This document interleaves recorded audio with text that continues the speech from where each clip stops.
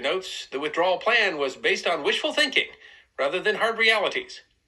When Hanoi saw its opponents retreating, it went for the jugular, ordering its forces to win this decisive battle, no matter how many troops and how much equipment and supplies we have to mobilize to do it, and no matter how great our losses. In time, the Army News writes, the withdrawal turned into a rout. The remaining RVM troops had retreated back across the border by March 25th, 10 days of hard fighting after the withdrawal was announced. The losses were staggering. Army history reports the most reliable numbers showed RVM losses at 3,800 dead, 5,200 wounded, and 750 missing, a casualty rate of nearly 50%, while the U.S. listed 253 Americans killed in action. Freeland writes that American helicopter crews would pay a terrible cost. Many of them who flew in and out of Laos estimated their odds of survival were little better than 50-50.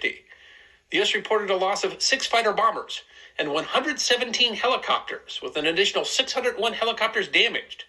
Freeland describes the battle as the battle that decimated America's helicopter force in Vietnam.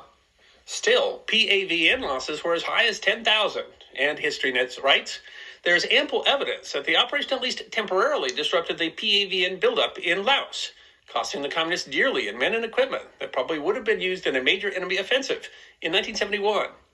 While South Vietnamese losses had been severe, North Vietnamese forces had suffered as badly, if not worse, losing by some counts up to 1/2 of the troops committed to the operation.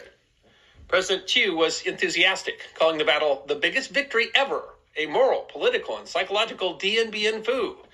Nixon was also upbeat, saying in a televised address on April 7th, tonight I can report that Vietnamization has succeeded.